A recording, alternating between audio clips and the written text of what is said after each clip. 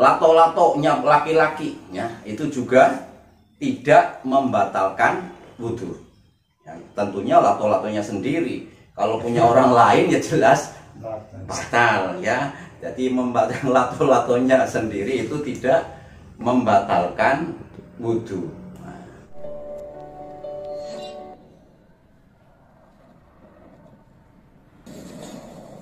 Assalamualaikum warahmatullahi wabarakatuh. Waalaikumsalam warahmatullahi wabarakatuh. Bismillahirrahmanirrahim. Alhamdulillahirabbil alamin wassalatu wassalamu ala asyrafil anbiya wal mursalin wa ala alihi wa ashabi ajmain. Para pemirsa yang kami hormati, alhamdulillah pada kesempatan kita kali ini bisa berjumpa kembali dalam kajian Fathul Mu'in.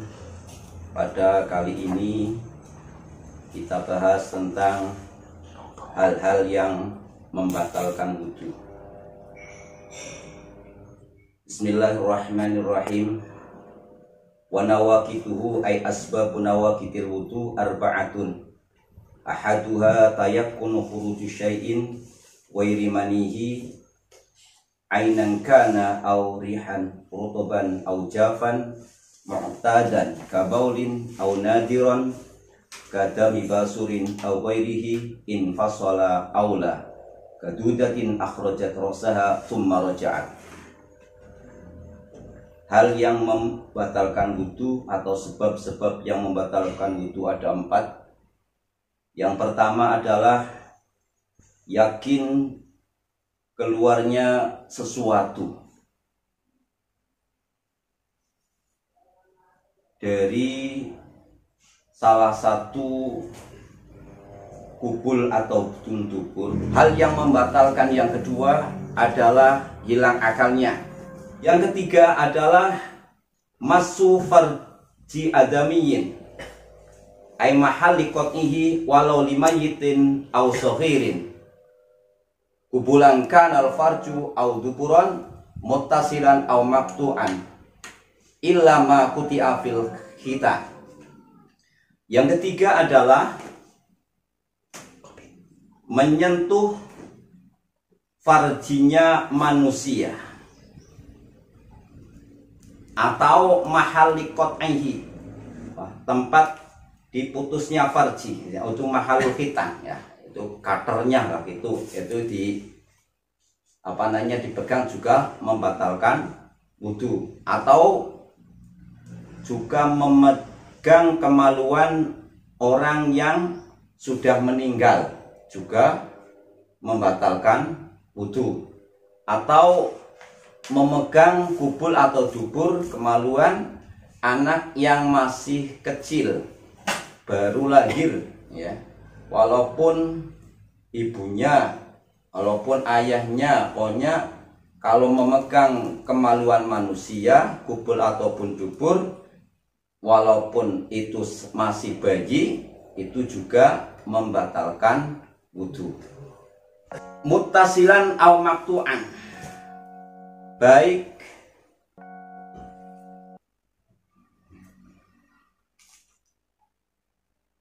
kemaluan itu masih mutasi, artinya gandeng, ataupun sudah terputus. Terputus artinya ya nyun sewu, misalkan contoh ada alat kelamin terpotong di jalan dipegang, nah, itu juga membatalkan wudhu, kecuali ada pengecualian makuti afil khitan. Artinya kalau orang yang disunat itu katernya kan dipotong, pisah. Nah, kalau memegang katernya sudah pisah dari, kalau tadi kan ya masih gandeng. Nah, ini kalau sudah di khitan ya, dipotong itu tidak membatalkan wudhu ya. Jadi kadernya itu tidak membatalkan wudhu kalau dipegang. Nah, kalau sudah dipotong, kalau belum dipotong itu tetap membatalkan wudhu.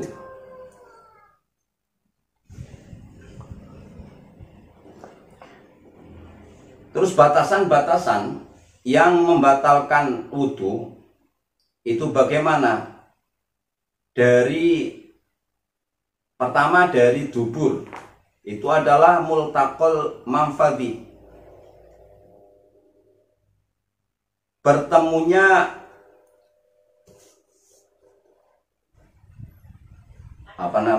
keluarnya gonderus lah, artinya untuk lingkaran daripada anus itulah yang membatalkan wudhu. Berbeda yang sekitarnya, bokongnya itu kalau memegang tidak membatalkan wudhu. Yang membatalkan wudhu adalah bolongannya niku, bolongannya sing untuk keluar perak. Nah, itu yang membatalkan wudhu. Wa min kubulil mar'ati multaqo syafa roiha alal manfad lama waro'ahuma. Jadi kalau kubulnya farjinya perempuan, yang membatalkan wudhu adalah bertemunya dua bibir farji perempuan. Jadi tidak yang di sekitarnya. Yang sewu yang ditumbuh rambut itu ya tidak membatalkan wudhu. Nah, jadi bolongan yang keluar untuk kencing itulah yang membatalkan wudhu. Dan juga kalau lato-latonya laki-laki ya, itu juga tidak membatalkan wudhu. Ya, tentunya lato-latonya sendiri. Kalau punya orang lain ya jelas batal ya. Jadi membatalkan lato-latonya sendiri itu tidak membatalkan wudhu. Nah, jadi itu tidak membatalkan wudhu. Terus yang ditumbuh rambut itu juga tidak batal. Jadi kalau itu hanya gagang penisnya lah itu yang membatalkan wudhu. Akan tetapi walaupun itu tidak membatalkan wudhu, tapi disunatkan untuk wudhu, semisal orang itu memegang bulu kemaluan ya, terus memegang bokong lah nggih, bokong bagian iki, terus pangkal paha, memegang lato-lato. Nah, itu juga walaupun tidak membatalkan wudhu, tapi sunat untuk berwudhu kembali. Banyak di sini yang tidak membatalkan wudhu, tapi sunat untuk wudhu kembali seperti tadi. Juga lagi walamsi sohirotin, memegang anak perempuan yang masih kecil atau yang sebaliknya. Itu walaupun tidak batal, tapi sunat untuk wudhu kembali. Terus amrod itu apa ya, orang yang mendekati ya, jadi cara wong Jawane nggih, wong lanang tapi keton ayu nggih. Wong lanang keton ayu, jadi memegang. Nah, itu juga sunat untuk wudhu walaupun tidak batal, tapi sunat untuk wudhu. Kemudian Yahudiyin, ya, memegang orang Yahudi sini, yes, orang Israel memegang orang Yahudi walaupun tidak batal, di sini sunat untuk wudhu kembali. Terus wanadhar bi syahwatin, melihat dengan syahwat. Nah, melihat perempuan cantik dengan syahwat. Kerasa. Nah, pokoknya ada syahwat, itu sunat untuk wudhu kembali. Walau ila mahram, walaupun itu mahramnya, ya bukan orang lain, mahramnya ya istrinya sendiri. Ya, biungnya banget.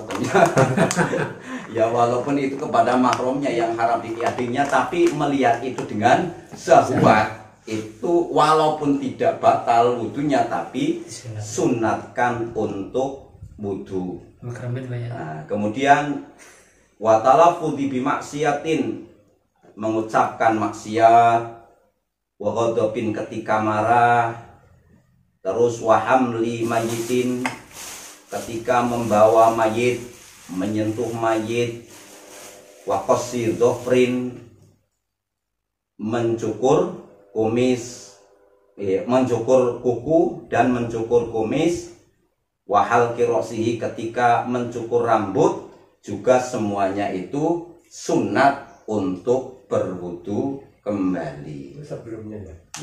Jadi walaupun itu semuanya tidak batal, tapi kalau melakukan hal-hal yang seperti itu adalah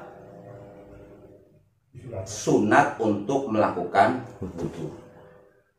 Wa kharaja bi adamiyyin farjul bahimah illa yushtaha wa min samma an jaza an nadru ilaih.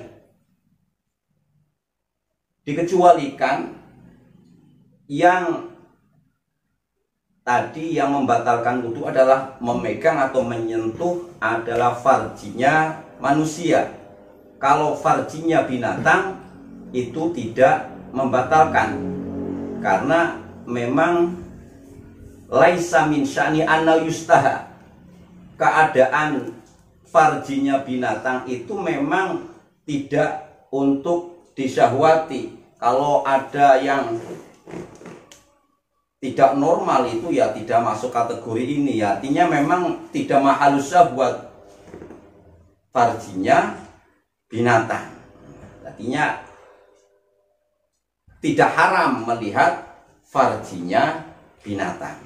Jadi tidak haram, wa min sama jaza an nadru ilaihi, tidak haram untuk melihat farjinya binatang.